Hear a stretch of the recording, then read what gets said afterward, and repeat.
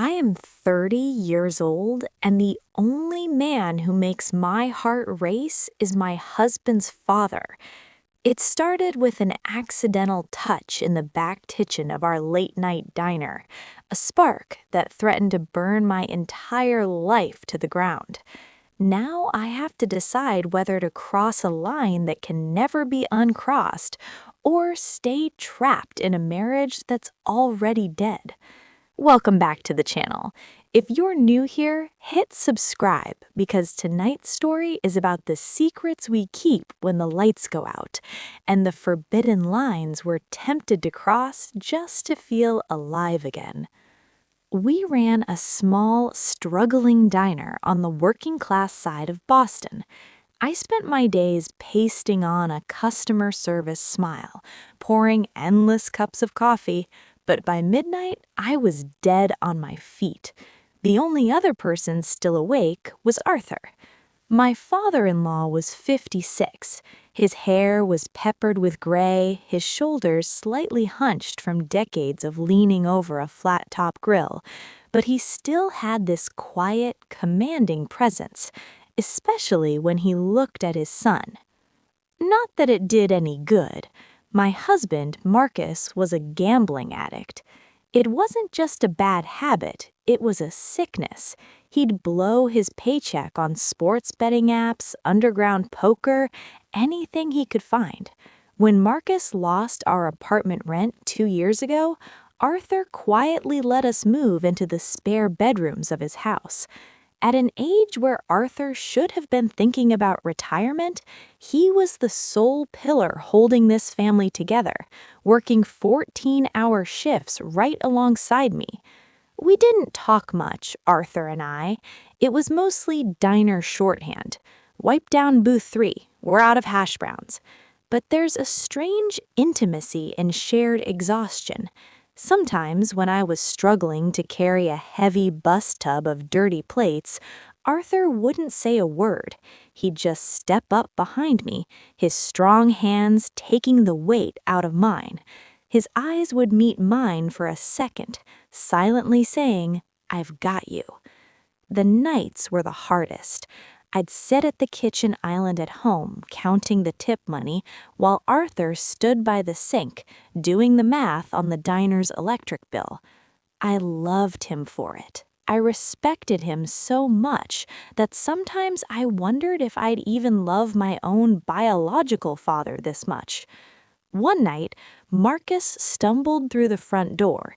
He reeked of cheap beer and desperation. He had lost big again. He started screaming at me over nothing. A dish I hadn't washed, a shirt I hadn't folded. Arthur just stood in the hallway, his jaw tight. He knew stepping in would only make Marcus violently defensive, but after Marcus slammed our bedroom door, Arthur walked over to me. He reached into his worn flannel pocket, pulled out a folded $50 bill, and pressed it into my palm. His voice was thick with gravel. "Hide this. I'm sorry, Hannah. He's my son, but I don't know how to fix him." A tear slipped down my cheek, landing right on Arthur's rough, calloused hand. He didn't pull away. Instead, he gently squeezed my shoulder, becoming the only anchor I had in a storm I couldn't escape. But it was what happened a few weeks later that changed everything. It was past midnight at the diner. The neon open sign was buzzing, and I was in the back, scrubbing out the commercial coffee urns. Arthur was sweeping up. I reached for a stack of wet ceramic mugs, my foot slipped on the damp tile, and the stack tipped. Before they could crash, Arthur was right behind me. He reached out to catch them, and his large, warm hand clamped directly over mine. The contrast was electric. My hands were freezing from the tap water. His were radiating heat. We both froze. For 3 agonizing seconds, neither of us moved. My heart hammered against my ribs so hard I thought he could hear it. When I finally pulled my hand back, my skin felt like it was on fire. He didn't say a word, but as I walked past him, I caught his eyes. He wasn't looking at me the way a father looks at a daughter. He was looking at me the way a man looks at a woman. After that night, the air between us shifted. We started finding excuses to stay downstairs longer. When the diner closed, we'd meticulously wipe down counters that were already clean. We'd sit at the kitchen table at home until 2 a.m., listening to the rain hit the windows. One night, the heating in the house went out. I was sitting at the table in a thin silk pajama set, shivering while I went over the inventory sheet. Arthur walked into the kitchen, took one look at me, and shrugged off his heavy fleece jacket. He draped it over my shoulders. "You work too hard for a girl your age," he murmured. I looked up at him, a bitter smile on my face. "Want to trade your gambling son for me?" Arthur let out a heavy sigh, resting his hands on the back of my chair. "I'd take that deal in a heartbeat." The honesty in his voice made my breath hitch. We were like two people drowning in the same ocean, clinging to each other because there were no rescue boats coming. The tension finally snapped during a massive summer thunderstorm. The power grid blew, the house went pitch black, followed by a crack of thunder that rattled the floorboards. I let out a yelp, terrified of the dark, and stumbled out of my room to find a flashlight. I bumped right into a solid chest in the hallway. "Hey, it's me. I've got you." Arthur's deep voice rumbled in the dark. Another flash of lightning illuminated the hall. He had his arms wrapped around me to steady me. I was pressed flush against him. I could smell the cedar and Old Spice on his skin. I could feel the steady, calm rhythm of his heart against my cheek. I didn't pull away. For the first time in years, I allowed myself to be weak. I let my head rest against his chest, closing my eyes. I heard him swallow hard. Slowly, his hand moved up my back, his fingers tangling gently in my hair, his thumb brushing the sensitive skin at the nape of my neck. Every place he touched sent a jolt of electricity straight down my spine.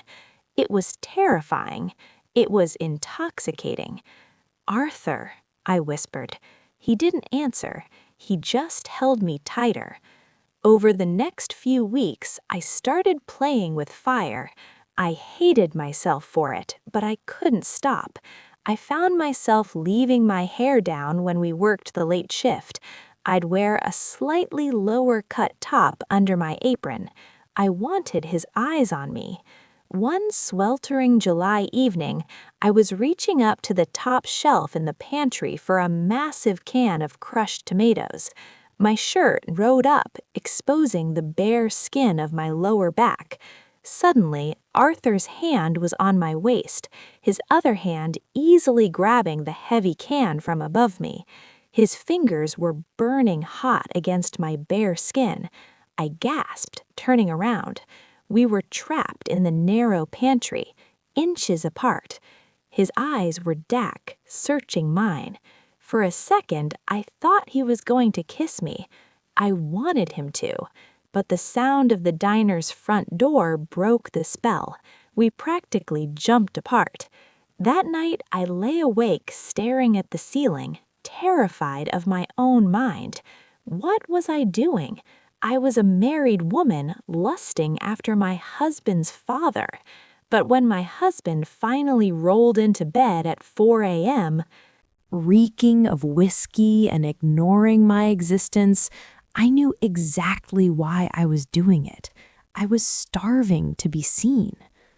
The breaking point happened on the front porch a week later. It was a cool night. I had stepped out to get some fresh air.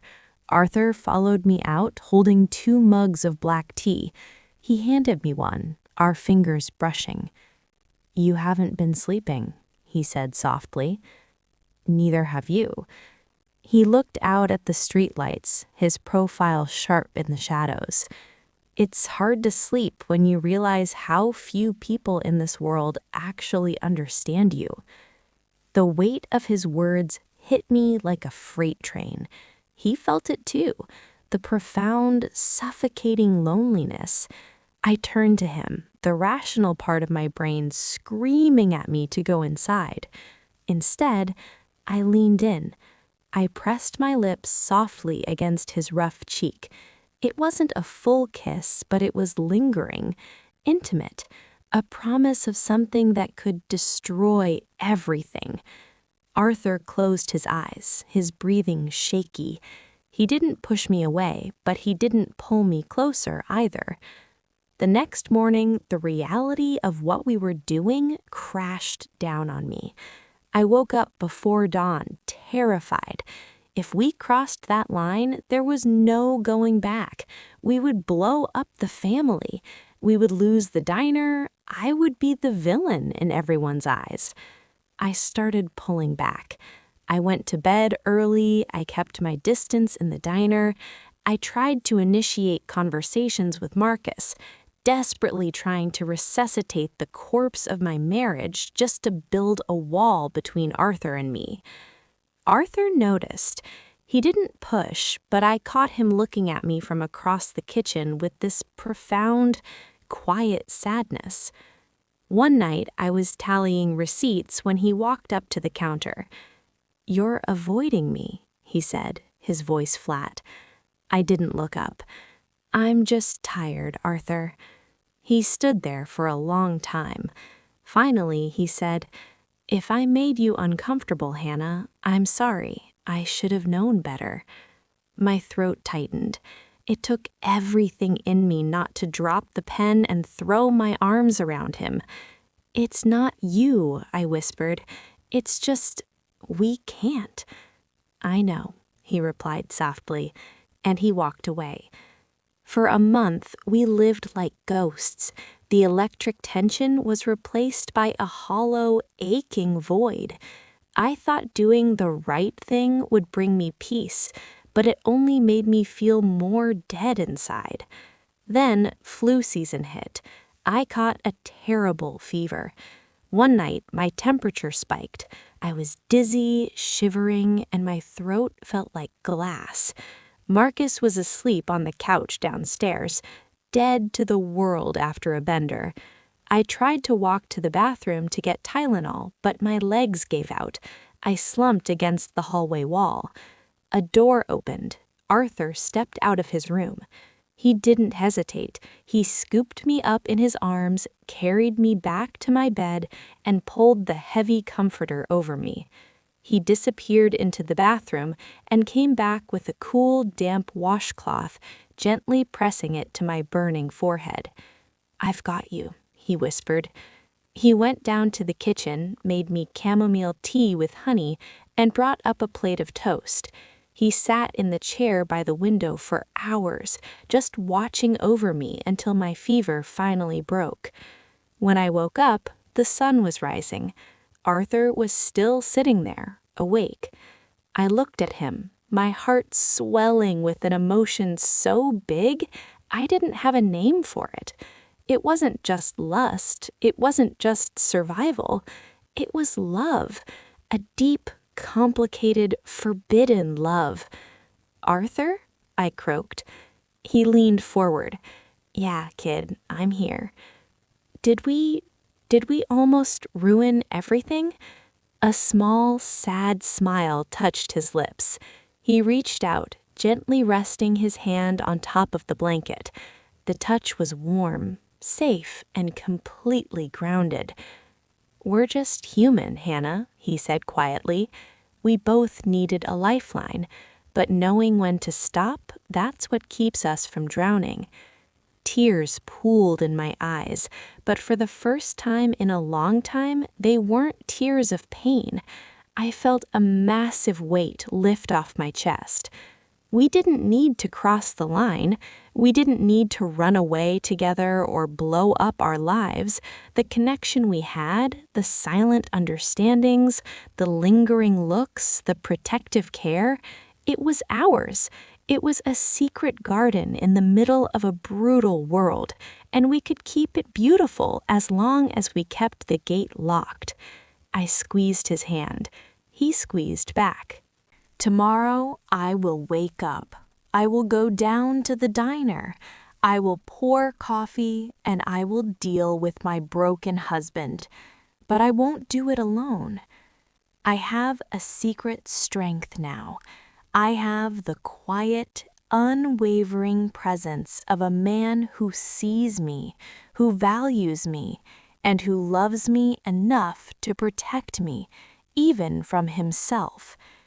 Sometimes standing right on the edge of the fire, feeling its warmth without letting it burn you alive, is exactly the kind of happiness you need to survive.